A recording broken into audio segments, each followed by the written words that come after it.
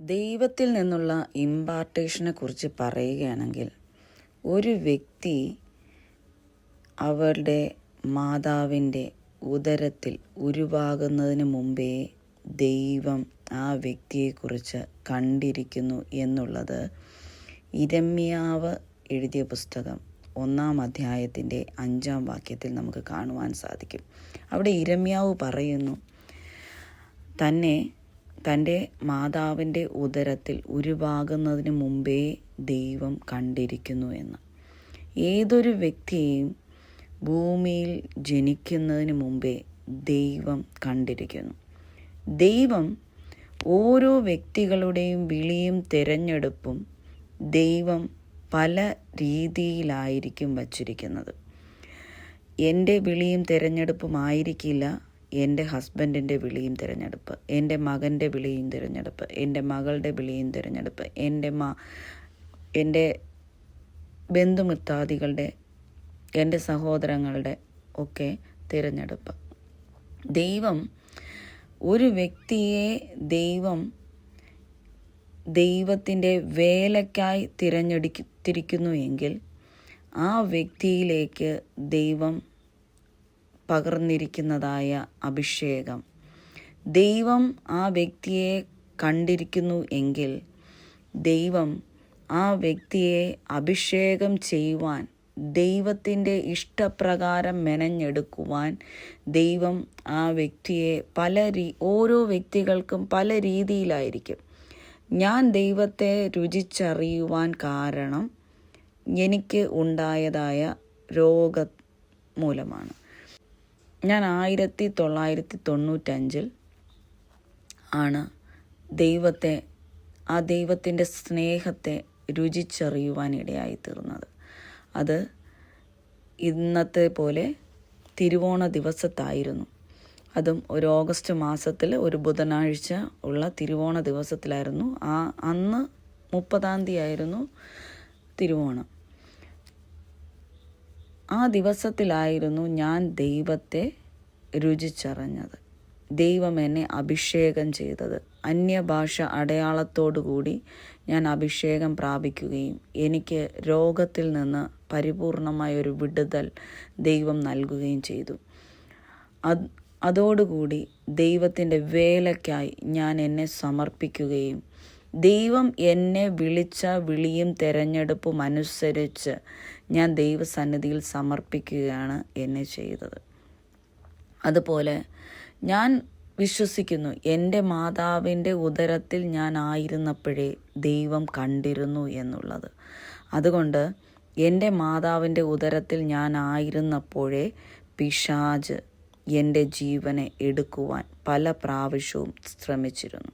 പക്ഷേ ദൈവം അവിടെ എല്ലാം കൺമണി പോലെ കാത്തു സൂക്ഷിക്കുകയും ദൈവം എനിക്ക് ഒരു ജന്മം ഈ ഭൂമിയിൽ നൽകുകയും ചെയ്തു. അതുപോലെ തന്നെ എൻ്റെ ഹസ്ബൻഡിനെ ആകട്ടെ മറ്റൊരു രീതിയിലാണ് ദൈവം തൊടുവാനിടയായി തീർന്നത്. അദ്ദേഹത്തിന് ഒരു ആക്സിഡൻറ്റ് ദൈവം നൽകിയിട്ട് ആക്സിഡൻറ്റിൽ മരണം തന്നെ സംഭവിക്കുമോ എന്ന് പുള്ളി ഭയന്നിട്ട് തൻ്റെ വേലയ്ക്കായി ദൈവസന്നിധിയിൽ തന്നെ ഭരമേൽപ്പിക്കുകയും അതോടുകൂടി ദൈവവേലയ്ക്ക് ഇറങ്ങിത്തിരിക്കുകയുമാണ് ചെയ്തത്. എന്നാൽ എൻ്റെ മക്കളെയും ഞാൻ ദൈവസന്നിധിയിൽ, ഞങ്ങൾക്ക് 3 വർഷക്കാലം കുഞ്ഞുങ്ങളില്ലായിരുന്ന സമയത്ത് ഞാൻ ദൈവസന്നിധിയിൽ നേർന്നിരുന്നു. എന്നെ ഒരു വ്യക്തി പല പ്രാവശ്യവും മലടി എന്ന് വിളിച്ചപ്പോൾ ആ ശബ്ദം എന്നെ വളരെയധികം വേദനിപ്പിക്കുകയും എന്നെ വളരെയധികം ഭാരപ്പെടുത്തുകയൊക്കെ ചെയ്തപ്പോൾ ഞാൻ പല ദിവസങ്ങളിലും കതകടച്ചിരുന്ന് ദൈവസന്നിധിയിൽ കരഞ്ഞിട്ടുണ്ട്. ഹന്ന കരഞ്ഞതുപോലെ ഞാൻ കരഞ്ഞിട്ടുണ്ട്. അപ്പാ, എനിക്ക് ആണോ പെണ്ണോ ഏതായാലും ഒരു കുഞ്ഞിനെ തരികയാണെങ്കിൽ ഞാൻ ആ കുഞ്ഞിനെ അപ്പൻ്റെ വേലയ്ക്കായി അപ്പനായി സമർപ്പിക്കുന്നു എന്ന് ഞാൻ പറഞ്ഞ് ദൈവസന്നിധിയിൽ കരഞ്ഞിട്ടുണ്ട്. അങ്ങനെ ദൈവമേ എനിക്ക് 2 പൈതങ്ങളെ തന്നു. ആ 2 കുഞ്ഞുങ്ങളെയും ദൈവവേലയ്ക്ക് തന്നെയാണ് സമർപ്പിച്ച് വളർത്തിയത്. അവരോടും ദൈവവേല എന്നുള്ളത് തന്നെയാണ് അവരുടെയും ഉള്ളിൽ കൊടുത്തിട്ടുള്ളത്. അവരും ഇന്ന് ദൈവത്തിൽ അവരെ തന്നെ സമർപ്പിച്ച് അവർ ദൈവവേലയിലായിരിക്കുന്നു. അവരെയും ദൈവം തൊട്ടു. അവർക്കും ദൈവത്തിൻ്റെ വിളി അവർക്ക് മനസ്സിലാക്കുവാൻ ദൈവം കൃപ ചെയ്തു. കൂടുതലായി ദൈവത്തിന് വേണ്ടി സമർപ്പിച്ചത് എൻ്റെ മകൻ ഡെങ്കി ബാധിച്ച് മരണത്തോട് മല്ല് പിടിക്കുന്നതായ ആ സമയത്താണ് അവൻ പൂർണ്ണമായും സകലതും ഉപേക്ഷിച്ച് ഇനി ഉള്ള നാളത്രയും ദൈവത്തിന് വേണ്ടി അവന് ജീവൻ തിരിച്ചു നൽകി ആ ദൈവത്തിന് വേണ്ടി എന്ന് സമർപ്പിച്ച് അവൻ പൂർണ്ണമായും ദൈവത്തിന് വേണ്ടി ഏൽപ്പിച്ചു കൊടുത്തു. അതുപോലെ ദാവീദിനെ നോക്കുമ്പോഴും ദാവീദിനെ ദൈവം കണ്ടിരുന്നു. ആ ദാവീദിൻ്റെ ഭവനത്തിൽ സകലരും ദാവീദിനെ തള്ളിക്കളഞ്ഞിരുന്നു. തള്ളിക്കളഞ്ഞു. പക്ഷേ ദൈവം കണ്ടത് ആ കുടുംബത്തിൽ ദാവീദിനെ ആയിരുന്നു. ആ ഭവനത്തിൽ ശമൂവേൽ കടന്നു വന്ന് ആ ഭവനത്തിലെ ഒരു വ്യക്തിയെ ദൈവം അഭിഷേകം ചെയ്യുവാൻ പറഞ്ഞു എന്ന് പറഞ്ഞ സമയത്ത് ദാവീദ് വനാന്തരത്തിലായിരുന്നു. പക്ഷേ ദൈവം അവനെ ആളയച്ച് വിളിപ്പിച്ച് അവനെ ശമൂവേലിനെ കൊണ്ട് അഭിഷേകം ചെയ്യുകയാണ് ചെയ്തത്.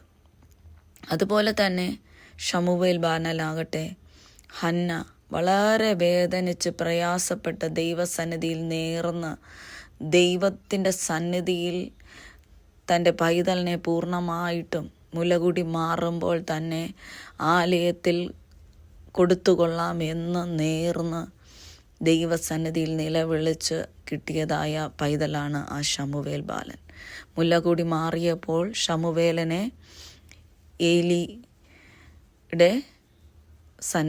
ഏലിയുടെ ആലയത്തിൽ കൊണ്ടുവന്ന് സമർപ്പിക്കുകയാണ് ചെയ്തത് ഹന്നയും എൽക്കാനയും. എന്നാൽ അവിടെ ഏലിയുടെ മക്കളും ഉണ്ടായിരുന്നു. പക്ഷേ ഒരു പുരോഹിതൻ്റെ മക്കളാണെന്ന് പറഞ്ഞ് ദൈവവിളി ഉണ്ടാകണമെന്നില്ല. അവിടെ ഏലിയുടെ മക്കൾ തുടർന്ന് ആ പുരോഹിത ശുശ്രൂഷ ചെയ്യുവാൻ ഇടയായി തീർന്നില്ല. അവർ ദൈവത്തെ തള്ളിക്കളഞ്ഞ് ദൈവഹിതമില്ലാത്ത കാര്യങ്ങൾ ചെയ്ത് ജീവിക്കുന്ന വ്യക്തികളായി മാറുകയാണ് ചെയ്തത്. എന്നാൽ മറിച്ച് ഒരു അമ്മ ദൈവസന്നിധിയിൽ സമർപ്പിച്ച് ശമൂവേലിനെ, ഏലി പുരോഹിതൻ്റെ ആലയത്തിൽ ആയിരുന്ന ആ ശമൂവേലിനെ ദൈവം വിളിച്ച് വേർതിരിക്കുകയും ശമൂവേൽ ലോകമറിയപ്പെടുന്ന ഒരു പ്രവാചകനായി അഭിഷിക്തനായിട്ട് മാറുകയും ചെയ്തു. അങ്ങനെ പല രീതിയിലാണ് ദൈവത്തിൻ്റെ ഭക്തന്മാരെ വിളിക്കുന്നത്. അബ്രഹാമിനെ വിളിച്ചത് തേരഹിൻ്റെ മകനായ അബ്രഹാമിനെ ദൈവം വിളിച്ചത് ആ രീതിയിൽ. ദൈവം പല രീതിയിലാണ് ദൈവമക്കളെ ദൈവം തിരഞ്ഞെടുക്കുന്നത്. അബ്രഹാം ആകട്ടെ വിഗ്രഹങ്ങൾ ഉണ്ടാക്കി വിൽക്കുന്നതായ ഒരു കുടുംബത്തിൽ ജനിച്ച വ്യക്തിയാണ്. എന്നിട്ടും ദൈവം അബ്രഹാമിനെ കണ്ടതുകൊണ്ട് അബ്രഹാം വിശ്വാസികളുടെ പിതാവായി മാറുകയും വിശ്വാസികളുടെ പിതാവെന്നറിയപ്പെടുന്ന രീതിയിൽ ദൈവം അഭിഷേകം ചെയ്ത് നിലനിർത്തുകയും ചെയ്തു. അബ്രഹാമിനുണ്ടായ തലമുറകളെല്ലാം ദൈവം അഭിഷിക്തന്മാരായി അനുഗ്രഹിക്കപ്പെട്ട നിലയിലേക്ക് കൊണ്ടുവരികയും ചെയ്തു. ഇസഹാക്കിൻ്റെ മകൻ യാക്കോബ്, യാക്കോബിൻ്റെ മകൻ യോസെഫ്, അങ്ങനെ പരമ്പരകളായി ദൈവം ആ ഇമ്പാർട്ടേഷൻ കൈമാറിപ്പോയി. തലമുറകൾക്ക് മാത്രമല്ല, ദൈവവിളിയുള്ള അക്രൈസ്തവരായ ദൈവമക്കളെയും ദൈവം വിളിച്ച് വേർതിരിക്കാറുണ്ട് ദൈവത്തിൻ്റെ വേലയ്ക്കായിട്ട്. ദൈവം മറ്റുള്ളവരെ നേടുവാനായിട്ട്, ദൈവനാമത്തിൽ മറ്റുള്ള വ്യക്തികളെയും നേടുവാനായിട്ട് ദൈവം അക്രൈസ്തവരായ ക്രിസ്തീയ പാരമ്പര്യമില്ലാത്ത വ്യക്തി ജീവിതങ്ങളെയും തിരഞ്ഞെടുക്കാറുണ്ട്. അതിനൊരു എക്സാമ്പിളായിരുന്നു എൻ്റെ മാതാവ് വളരെ പാരമ്പര്യമായിട്ടുള്ള ഹിന്ദു ബാക്ക്ഗ്രൗണ്ടിൽ നിന്ന് കടന്നു വന്ന ഒരു വ്യക്തിയായിരുന്നു. എൻ്റെ മാതാവിൻ്റെ മേൽ ദൈവത്തിൻ്റെ സ്നേഹം ഇറങ്ങിയപ്പോൾ, ദൈവത്തിൻ്റെ ശക്തി, ദൈവത്തിൻ്റെ അഭിഷേകം ഇറങ്ങിയപ്പോൾ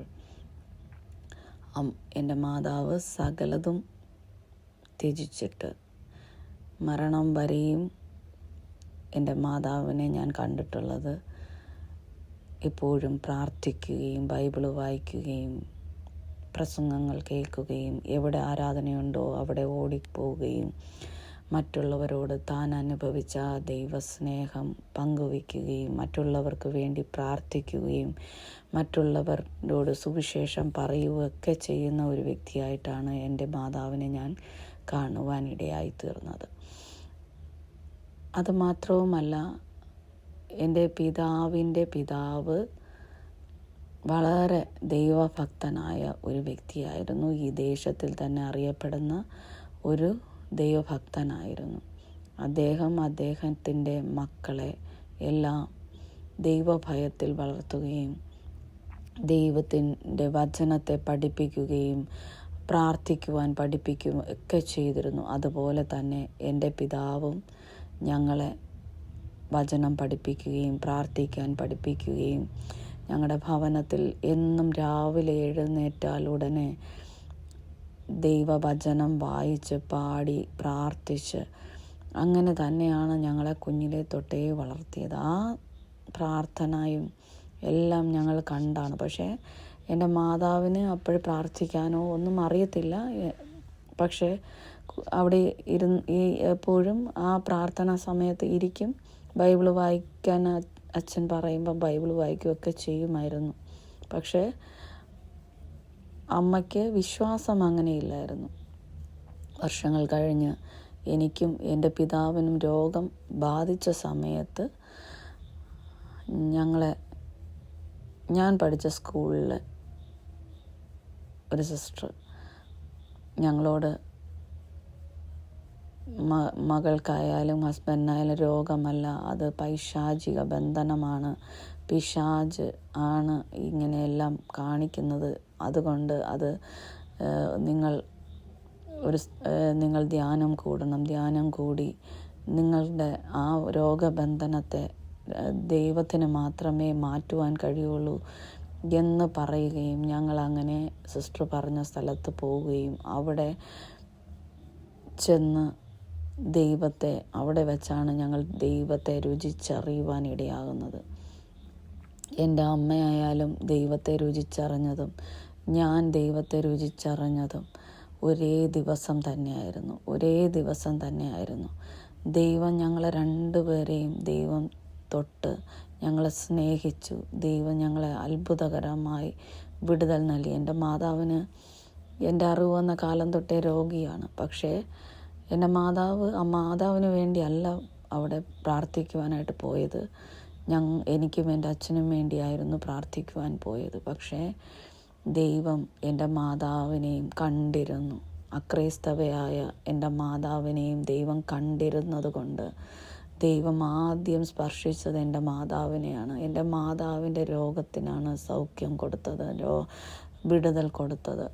അതിനുശേഷമാണ് ദൈവം എന്നെയും തൊട്ട് അഭിഷേകം ചെയ്യുകയും അന്യഭാഷ അടയാളത്തോടുകൂടി അഭിഷേകം പ്രാപിക്കുവാൻ ദൈവം എന്നെ ഇടയാക്കിയത്. അതുപോലെ ദൈവമക്കളെ, ഇന്ന് നമുക്ക് അനേകം പേരെ നോക്കുമ്പോൾ ദൈവത്തെ അറിയാത്ത, ദൈവത്തെ രുചിച്ചറിയാത്ത അനേകം വ്യക്തി ജീവിതങ്ങളെ യേശു കർത്താവ് ആരാണ്, എന്താണ് എന്ന് പോലും മനസ്സിലാക്കാത്ത അനേക ക്രൈസ്തവരെ ദൈവം തൊട്ട് അവരെ അനുഗ്രഹിക്കുന്നത്, അവരെ സ്നേഹിക്കുന്നത്, അവരെ അഭിഷേകം ചെയ്ത് തൻ്റെ വയൽ പ്രദേശത്തേക്ക് ഇറക്കുന്നത്, അവരിലൂടെ അനേകം ദൈവ മക്കളെ വാർത്തെടുക്കുന്നത്, അനേകം പേരോട് അവർ അപ്പൻ്റെ സാക്ഷിയായി നിൽക്കുന്നത് ഒക്കെ നമുക്ക് കാണുവാൻ സാധിക്കും. ദൈവമക്കളെ, ദൈവം കണ്ടിരിക്കുന്ന വ്യക്തി ജീവിതങ്ങളെ, ദൈവം തൻ്റെ വേലയ്ക്കായിട്ട് കണ്ടിരിക്കുന്ന ഓരോ വ്യക്തി ജീവിതങ്ങളെയും ദൈവം പല രീതിയിലായിരിക്കാം അവർ ദൈവത്തെ രുചിച്ചറിയുന്നത്. പല രീതിയിലായിരിക്കാം. ചിലർ കടഭാരത്തിൽ ആഴ്ന്നു പോകുമ്പോൾ മറ്റുള്ളവർ പറയുന്നത് കേട്ടിട്ട് ദൈവസന്നിധിയിൽ കടന്നു വന്ന് ദൈവത്തോട് നിലവിളിക്കുമ്പോൾ, അവരുടെ മേൽ ദൈവശക്തി വ്യാപരിക്കുമ്പോൾ, ദൈവത്തിൻ്റെ അഭിഷേകം അവരുടെ മേൽ ഇറങ്ങുമ്പോൾ അവർക്കൊരിക്കലും ദൈവത്തെ വിട്ടുമാറുവാൻ സാധിക്കാതെ വണ്ണം അവർക്കുണ്ടായതായ അനുഭവം അവർ അവരുടെ സുഹൃത്തുക്കളോട്, ബന്ധുക്കളോട് ഒക്കെ പറയുമ്പോൾ ദൈവത്തിൻ്റെ സ്നേഹം മറ്റുള്ളവരോട് പകരുവാൻ അവരെയും ദൈവം ശക്തമായി എടുത്തുപയോഗിക്കാറുണ്ട്. ഈ കാലഘട്ടത്തിൽ ദൈവം അനേകം ദൈവമക്കളെ ദൈവം തൻ്റെ വേലയ്ക്കായിട്ട് വിളിച്ച് വേർതിരിച്ച് ദൈവത്തിൻ്റെ അത്ഭുത പ്രവർത്തികൾ കണ്ടുകൊണ്ട് ദൈവത്തിൻ്റെ ആ അനുഗ്രഹം, ദൈവത്തിൻ്റെ കൃപാവരങ്ങൾ ഓരോ വ്യക്തികളുടെ മേലും പകർന്നുകൊണ്ട് ദൈവം വിളിച്ചു വേർതിരിച്ച് ദൈവം ആഗ്രഹിക്കുന്ന രീതിയിൽ ദൈവത്തിൻ്റെ ഹിതപ്രകാരം മെനഞ്ഞെടുത്ത് ഒരു കുശവൻ തൻ്റെ കൈ കൊണ്ട് ആ ചക്രത്തിലൂടെ കർത്താവ് ആ കുശവൻ ഒരു പാത്രത്തെ, മനോഹരമായ പാത്രത്തെ മെനഞ്ഞെടുക്കുന്നത് പോലെ കർത്താവ് നമ്മെ ഓരോരുത്തരെയും, അനേകം വ്യക്തികളെ ദൈവം തൻ്റെ ഇഷ്ടപ്രകാരം, ഹിതപ്രകാരം മെനഞ്ഞെടുക്കുന്നത് നമുക്ക് കാണുവാൻ സാധിക്കും. എങ്ങനെ ഈ ഓരോ വ്യക്തി ജീവിതങ്ങൾ ദൈവത്തിൻ്റെ സന്നിധിയിൽ കടന്നു വന്ന് ദൈവത്തിൻ്റെ വേലയിൽ ദൈവത്തിൻ്റെ ഉത്തമ സാക്ഷികളായി നിൽക്കുന്നു എന്ന് നമുക്കും മറ്റുള്ളവർക്കും ആശ്ചര്യമാകുന്ന രീതിയിലാണ് ദൈവത്തിൻ്റെ പ്രവൃത്തികൾ നമുക്ക് കാണുവാൻ സാധിക്കുന്നത്. ദൈവം തിരഞ്ഞെടുക്കുന്ന, ദൈവം കണ്ടിരിക്കുന്ന വ്യക്തി ജീവിതങ്ങൾ ഏത് മേഖലയിലൂടെ പോയാലും ദൈവം അവരെ വിളിച്ചിട്ടുണ്ടെങ്കിൽ ദൈവത്തിൻ്റെ ആ ടൈം ആകുമ്പോൾ ദൈവം വിളിച്ച വ്യക്തി ജീവിതങ്ങൾക്ക് അനേകം ശോധനകൾ ഉണ്ടാകും. എല്ലാവരും തള്ളിക്കളയും, എല്ലാവരുടെ മുമ്പിൽ ഒറ്റപ്പെടും, ആരും അവർക്ക് കാണത്തില്ല, എല്ലാവരും അവരെ ഉപേക്ഷിക്കും. അവർ ചെയ്യുന്നതെല്ലാം മറ്റുള്ളവരുടെ മുമ്പിൽ അവർ തെറ്റായിട്ടായിരിക്കാം. പക്ഷേ ദൈവത്തിൻ്റെ ടൈം ആകുമ്പോൾ, ദൈവം വിളിച്ച വിളിയും തിരഞ്ഞെടുപ്പിനും ദൈവം കണ്ടിരിക്കുന്ന ആ സമയമാകുമ്പോൾ ദൈവത്തിൻ്റെ പ്രവൃത്തി അവിടെ നടക്കുകയും ആ വ്യക്തികളിലൂടെ വലിയ വീര്യപ്രവൃത്തികൾ നടക്കുന്നതായിട്ട് നമുക്ക് കാണുവാൻ സാധിക്കും. ദൈവമക്കളെ, കർത്താവ് നിങ്ങളെ വിളിച്ചിട്ടുണ്ടെങ്കിൽ, ദൈവം നിങ്ങളെ ഉപയോഗിക്കുവാൻ ആഗ്രഹിക്കുന്നുണ്ടെങ്കിൽ ദൈവത്തിൻ്റെ ടൈമിനായിട്ട് നാം വെയിറ്റ് ചെയ്യുമ്പോൾ ദൈവം അത്ഭുതകരമായി നിങ്ങളെ എടുത്തുപയോഗിക്കുന്നത് നമുക്ക് കാണുവാൻ സാധിക്കും. ദൈവം വിളിച്ച വ്യക്തി ജീവിതങ്ങൾ, ദൈവം കണ്ടിരിക്കുന്ന വ്യക്തി ജീവിതങ്ങൾ പലവിധ ശോധനകളിലൂടെ കടന്നു പോകുവാനിടയായിത്തീരും. അത് ദൈവം ആഗ്രഹിക്കുന്ന രീതിയിലുള്ള ആ പാത്രങ്ങളാക്കി ദൈവം മാറ്റുവാനാണ് പലവിധ ശോധനകളിലൂടെ കടത്തിവിടുന്നത്. എല്ലാവരും തള്ളിക്കളയും, എല്ലാവരും ഉപേക്ഷിക്കും, എല്ലായിടത്തും ഒറ്റപ്പെടും, എല്ലാവരാലും നിന്ദിക്കപ്പെടും, എല്ലാവരാലും പരിഹസിക്കപ്പെടും. പക്ഷേ ദൈവം കണ്ടിരിക്കുന്നു എന്നുള്ളതിൻ്റെ എക്സാമ്പിളാണ്, അടയാളങ്ങളാണ് നിങ്ങൾ തള്ളപ്പെട്ട അവസ്ഥയിലൂടെ പോകുന്നത്, നിങ്ങൾ പരിഹാസത്തിൻ്റെ അവസ്ഥയിലൂടെ പോകുന്നത്, നിന്ദയുടെ അവസ്ഥയിലൂടെ പോകുന്നത്. ദൈവത്തിൻ്റെ ടൈം ആകുമ്പോൾ ഈ നിന്ദകളെല്ലാം ദൈവം എടുത്തു മാറ്റി രാജകീയ അഭിഷേകം നൽകി ദൈവം നിങ്ങളെ പുറത്തു കൊണ്ടുവന്ന് ദൈവം ആഗ്രഹിക്കുന്ന ലെവലിലേക്ക് എത്തിക്കുവാനിടയായിത്തീരും. നിങ്ങളിലൂടെ വലിയവ ചെയ്യുവാൻ ദൈവം ആഗ്രഹിക്കുന്നത് കൊണ്ടാണ് നിങ്ങൾ പലവിധ പ്രശ്നങ്ങളിലൂടെ കടന്നു പോകുവാൻ, വനാന്തരത്തിൻ്റെ അവസ്ഥയിലൂടെ കടന്നു പോകുവാൻ, കാരാഗ്രഹത്തിൻ്റെ അവസ്ഥയിലൂടെ കടന്നു പോകുവാൻ, പൊട്ടക്കിണറിൻ്റെ അവസ്ഥയിലൂടെ കടന്നു പോകുവാനൊക്കെ നിങ്ങൾ ഇടയാകുന്നത്. അതുകൊണ്ട് ദൈവമക്കളെ, നിങ്ങൾ ഭാരപ്പെടേണ്ട, പ്രയാസപ്പെടേണ്ട ആവശ്യമില്ല. ദൈവത്തിൻ്റെ ആ വലിയ പ്രവൃത്തിക്കായിട്ട് നാം വെയിറ്റ് ചെയ്യുമ്പോൾ ദൈവത്തിൻ്റെ വലിയ അത്ഭുത പ്രവർത്തികൾ നമ്മുടെ ജീവിതത്തിൽ നടക്കുന്നത്, നമ്മെക്കൊണ്ട് ദൈവം വലിയവ ചെയ്യിക്കുന്നത് നമുക്ക് കാണുവാൻ സാധിക്കും. അതിനായി നമ്മെ തന്നെ ദൈവസന്നിധി താഴ്ത്തി ദൈവത്തെ ആരാധിക്കുന്ന വ്യക്തി ജീവിതങ്ങളായി ദാവീദ് ആരാധിച്ചതുപോലെ നാം ആരാധിക്കുന്ന വ്യക്തി ജീവിതങ്ങളായി, യോസഫ് ദൈവത്തെ പ്രാർത്ഥിച്ചതുപോലെ, ദൈവസന്നിധി താഴ്ന്നിരുന്നതുപോലെ നാമും ദൈവസന്നിധി താഴ്ന്നിരിക്കുകയാണെങ്കിൽ ദൈവത്തിൻ്റെ വലിയ പ്രവൃത്തി കാണുവാൻ സാധിക്കും. ദൈവമക്കളെ, അതിനായി താഴ്ന്നിരിക്കുക.